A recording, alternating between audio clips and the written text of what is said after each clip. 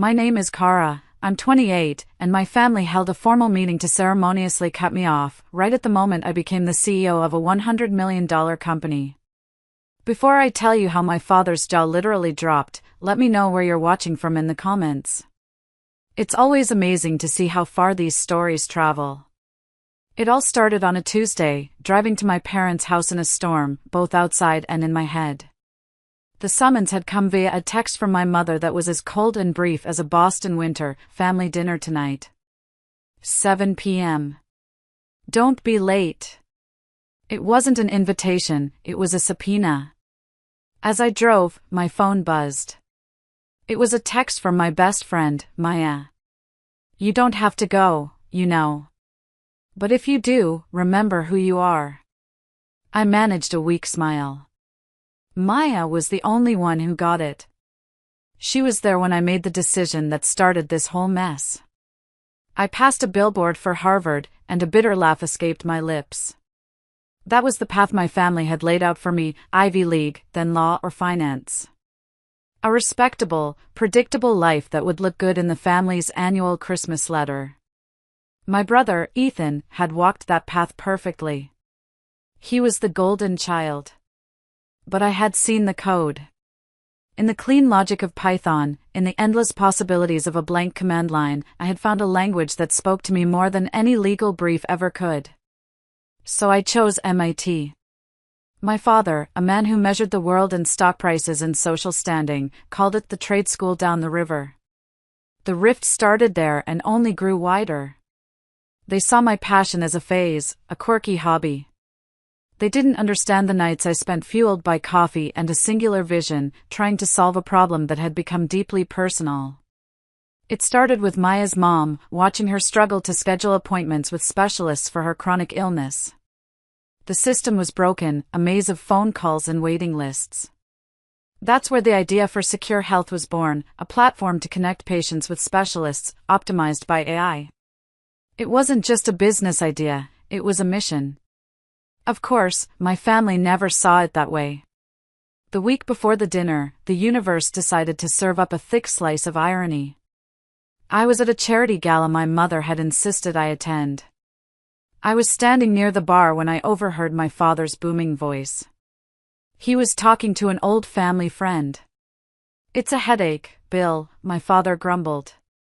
"The advisory board I'm on, for MedCorp? We just lost the Mass General contract. A huge one. Snatched away by some aggressive, anonymous new player. Secure Health, they're called. Came out of nowhere." I froze, my glass halfway to my lips. MedCorp was our biggest competitor. He was talking about me. About my company. His friend shook his head. "Tough break, Richard." "It's more than tough," my father said, his voice laced with venom. "It's infuriating. Probably some kid in a hoodie who got lucky." I just stood there, my heart pounding a frantic rhythm against my ribs. I wanted to scream, to laugh, to walk over and say, "That kid in a hoodie? That's your daughter." But I just turned and walked away. That's when I knew. The dinner wasn't just a dinner.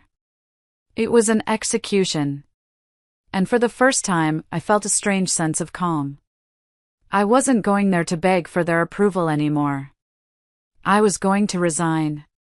From the drama, from the disappointment, from the family that refused to see me. I arrived at 7 p.m. sharp.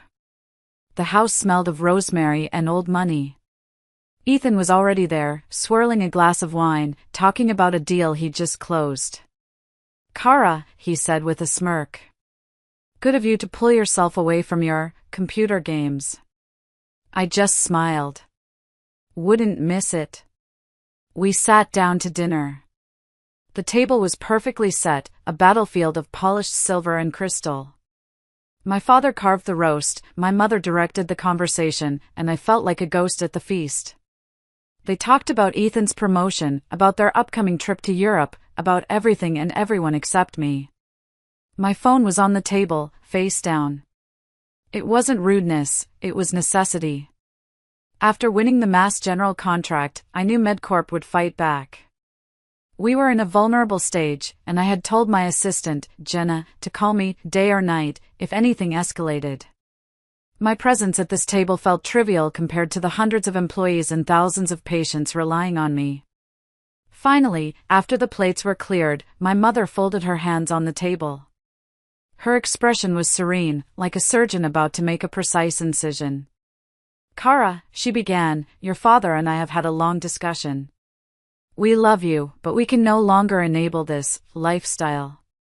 My father cleared his throat, picking up the thread. "The family trust is meant to support productive futures. Your little project has gone on long enough. It's time you face the real world. So, we've decided we're cutting you off. Completely." There it was. The final blow. I looked at their faces, my mother's calm certainty, my father's stern resolution, Ethan's smug satisfaction. A strange quiet settled in my chest. I opened my mouth to tell them they were too late, to tell them I was setting myself free.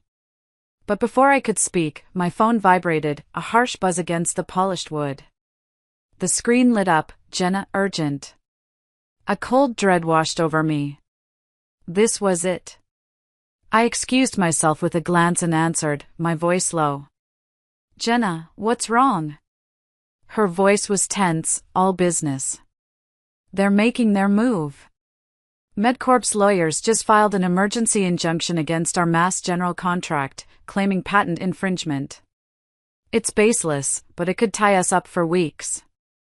The hospital's legal team is on the line. They need your authorization, as CEO, to proceed with the counterfiling immediately. They need to know you're leading the charge." The world seemed to slow down. My family was staring at me, annoyed by the interruption. I took a deep breath.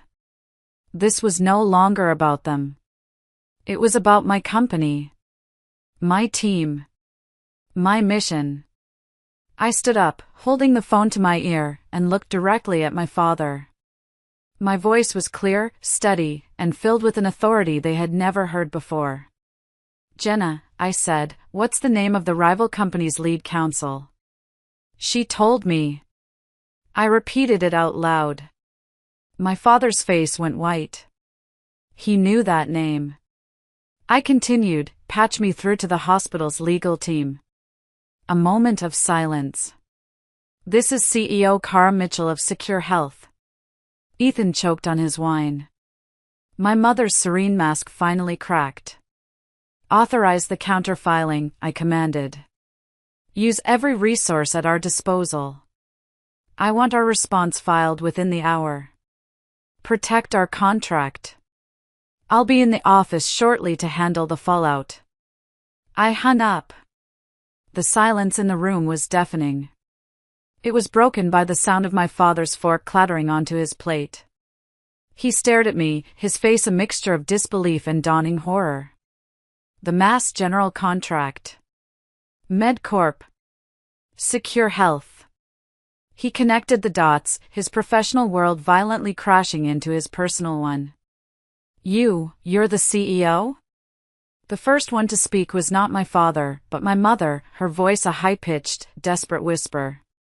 "CARA, darling, why didn't you tell us?" But it was Richard, my father, who found his voice next, and it wasn't one of wonder. It was one of rage. "You deceived us. You sat here and you let us." I picked up my purse.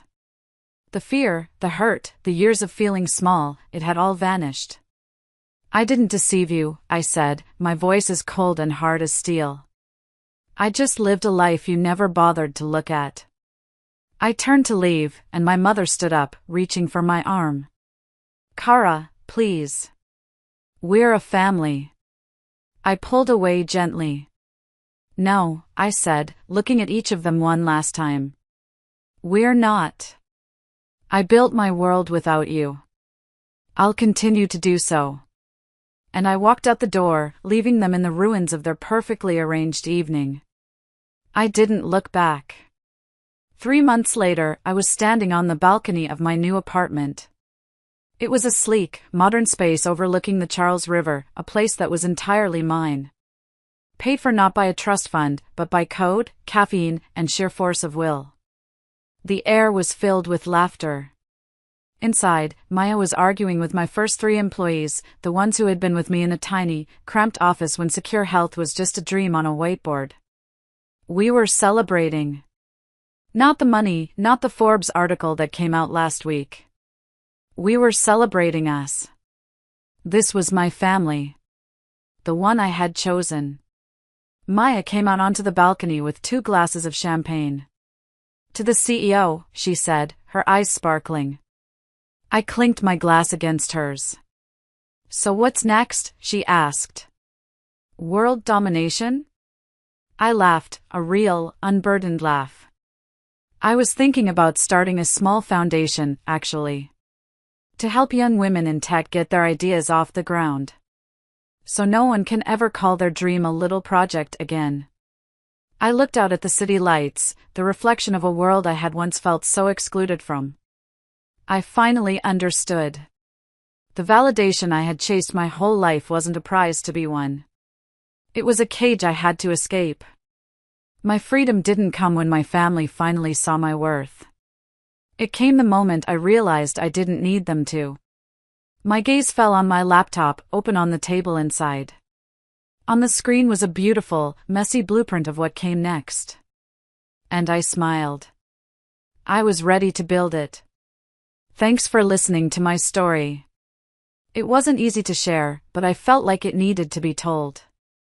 My question for you is, have you ever had to prove someone wrong in a big way, or choose your own path against everyone's advice? I would genuinely love to read your stories in the comments below. If this story resonated with you, you know what to do. Give it a like, subscribe for more, and maybe share it with someone who needs to hear that they are enough, all on their own.